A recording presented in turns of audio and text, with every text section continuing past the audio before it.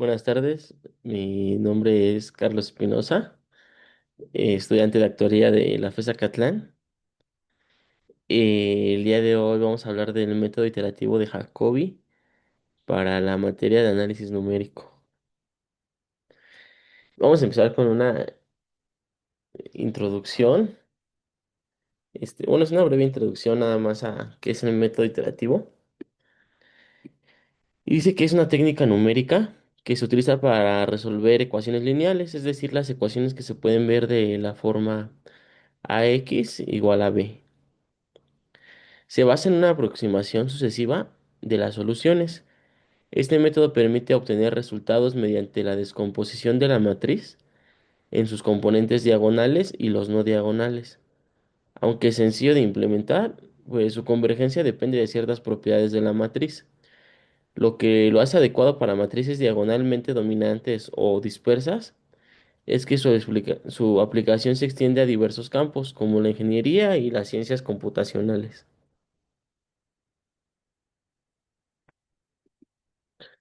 Y bueno, el método iterativo de Jacobi es un proceso de aproximaciones sucesivas que nos van a servir para resolver pues, los sistemas de ecuaciones lineales. Pueden ser algebraicos y trascendentales. En la forma ax igual a b es una ecuación matricial, es decir, a es la matriz de coeficientes, x el vector de incógnitas y b el vector de términos independientes.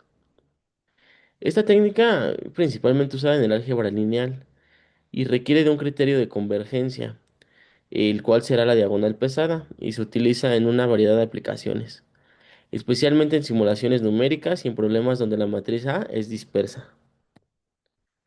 Y bueno, consiste básicamente en que se obtiene una ecuación recurrencial, que es matricial. Posteriormente se deben realizar las iteraciones necesarias hasta que la diferencia entre dos vectores consecutivos cumpla con una tolerancia predefinida. Este método representa una adaptación vectorial de un proceso escalar. Así de nuestra ecuación ax igual a b, podemos tomar a nuestra matriz A. Y bueno, el chiste de esto es que vamos a escribir a en la suma de dos matrices, que va a ser D y R. La matriz D, pues ya sabemos que es una matriz diagonal, es decir, que los únicos elementos que son distintos de cero son los que están en la diagonal. Y R va a ser una matriz cuyos elementos únicos que no serán cero se encuentran en la diagonal. Y bueno, vamos a tener una A con una matriz cuadrada. A están las matrices cuadradas con n entradas, de n por n. D va a ser la parte vamos a poner en cero todas las demás entradas que no sean la diagonal. Y en R lo vamos a hacer al revés. Vamos a poner en cero solamente las entradas que están en la diagonal. Y bueno, entonces nos queda de ax igual a b. Podemos reescribir a como d más r. Y nos va a quedar d más r por x igual a b. Como la x se puede distribuir, dx más rx es igual a b. Vamos a hacer una especie de despeje para dx. Y nos va a salir que dx es igual a b menos rx. Vamos a poner la inversa de d en ambos lados.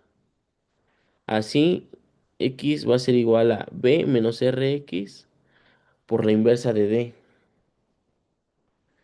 Así es que deberemos reescribir la expresión para poder utilizar los procesos reiterados al resolver cada x en k más uno, una aproximación posterior de xk. Entonces decimos que xk más uno es igual a b menos rxk por la inversa de la diagonal. Con esta matriz podemos reencontrar los valores de las incógnitas de la diagonal de la matriz A de la siguiente manera. Y bueno, aquí tenemos una ecuación que podemos observar que empieza con B, si es x1, empieza con b1 menos A, la primera entrada de ese renglón, por xk2, y así sucesivamente hasta la última entrada de ese renglón con xk sub n. Y este método propone que el valor inicial de x0 es igual a cero. A partir de esto, el vector x1 va a ser igual a las bi sobre las a y i, es decir, un elemento independiente entre el coeficiente de la diagonal principal para cada ecuación. Y así nos queda el vector x0. También vamos a ver el criterio de convergencia, y es que no siempre converge, pero para que converja, la matriz debe cumplir dos criterios en su diagonal dominante. Una es necesaria, otra es suficiente. La necesaria indica que el elemento ubicado en la diagonal principal de cada ecuación, es decir, de cada renglón, sea mayor en su valor absoluto que el resto de los elementos del mismo renglón o de la misma ecuación. Y la condición suficiente es que, por su parte, de igual manera, el elemento ubicado en la diagonal principal de cada ecuación tiene que ser mayor a la suma del resto del valor absoluto de los elementos del mismo renglón de la misma ecuación. Y además consideramos en ocasiones una condición extra de convergencia, y es que A sea una matriz simétrica y positiva definida. También vamos a ver el método de Gauss-Seidel, y es una versión acelerada de Jacobi, en el cual es necesario contar con un vector aproximado y completo para proceder a la sustitución de las ecuaciones de recurrencia y obtener una nueva aproximación. Propone ir sustituyendo los nuevos valores de la aproximación siguiente conforme vayamos obteniendo los x sub i, lica más 1, sin la necesidad de esperar por el vector completo. Con esto logramos una convergencia más veloz. Por ello volveremos a utilizar las ecuaciones del método de Jacobi. Esta es la representación de cómo cambia a diferencia del método de Jacobi. Y bueno, en- ahorita vamos a ver el código, pero en conclusión es que el método de Jacobi representa una herramienta fundamental en el campo de los métodos numéricos para la resolución de sistemas lineales. Su simplicidad y facilidad de implementación lo hacen ideal para ciertos tipos de problemas, especialmente en aquellos que involucran matrices dispersas o diagonalmente dominante. Sin embargo, su desempeño y velocidad de convergencia dependen en gran medida de las características de la matriz involucrada, lo que puede limitar su uso en casos más generales. A pesar de sus limitaciones, sigue siendo una técnica relevante y útil, especialmente en el contexto de aplicaciones específicas donde otras técnicas no son tan prácticas. Y bueno, aquí vamos a ver el código, y vamos a empezar con este, que guarda la matriz A y el vector B. Implementa el método de Jacobi y regresa a la solución aproximada en el número de iteraciones, ¿no? Estamos definiendo la clase Jacobi en Python. El bloque principal, que lo tenemos aquí, mira, dice que define una matriz A y un vector B, ¿no? Crea una instancia de Jacobi y llama el método como calcular aquí. Y imprime la solución y el número de iteraciones.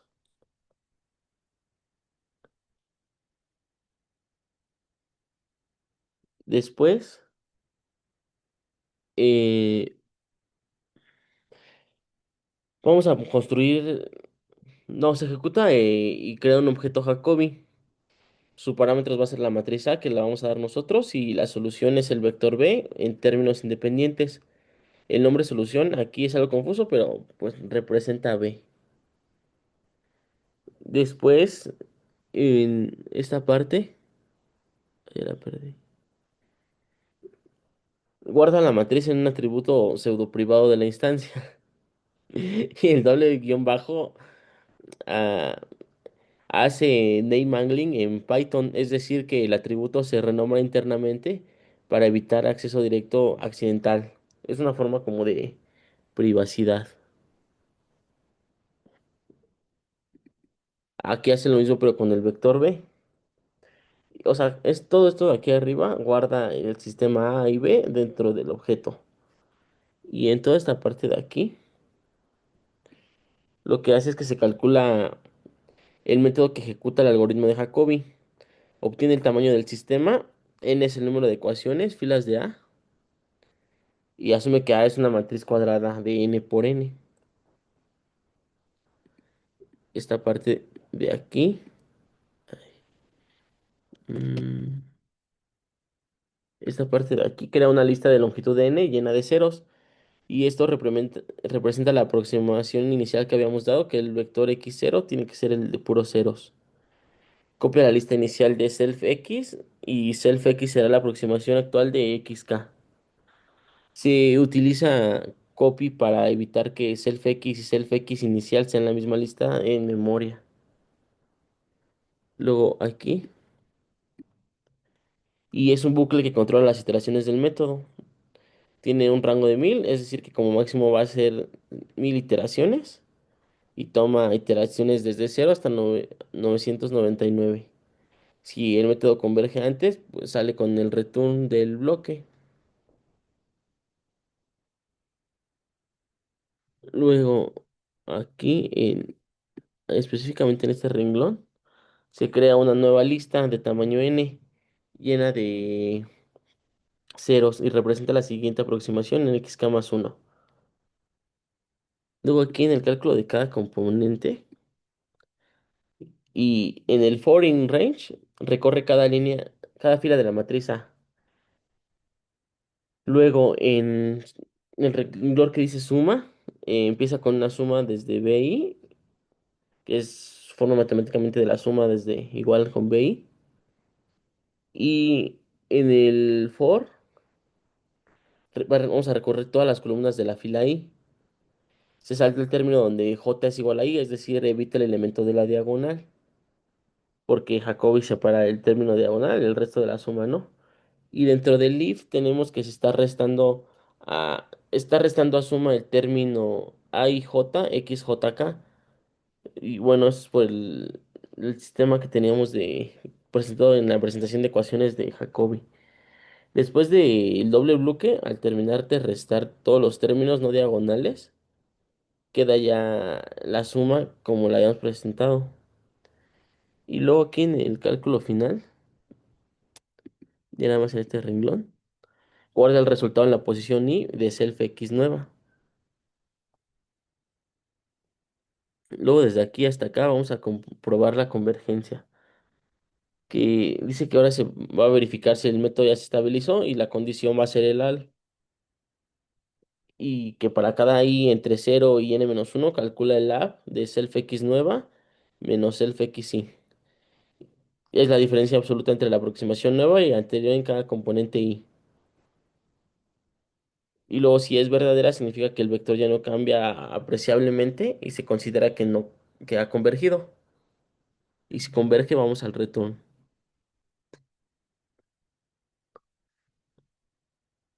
Luego, si no converge, esta parte de aquí es que va a ser la nueva aproximación self-x nueva, pasa a ser la actual self-x para la siguiente iteración.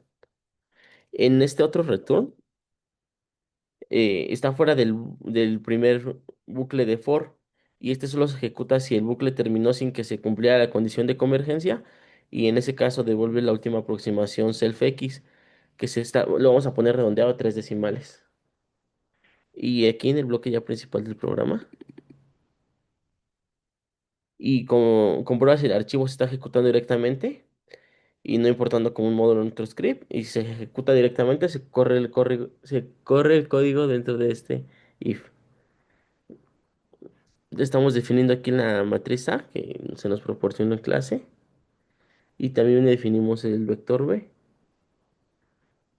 Luego aquí en método Jacobi AB, crea un objeto llamado de la clase Jacobi. Aquí se llama el constructor init. Y la matriz A, la solución B. Y el objeto se guarda internamente. En solution. Y llama el método a calcular. Y es una lista con la solución aproximada, redondea a 3 decimales. Y ya por último los print. Nos imprime en pantalla la solución aproximada del sistema y el número de iteraciones que se necesitaron. Y bueno, vamos a correrlo. Y aquí observamos que ya nos está dando la solución. Que la primera es 1.082 menos 0.808 menos 0.421 y, y 0.05. Y se alcanzó en 22 iteraciones. Y bueno, de mi parte eso es todo.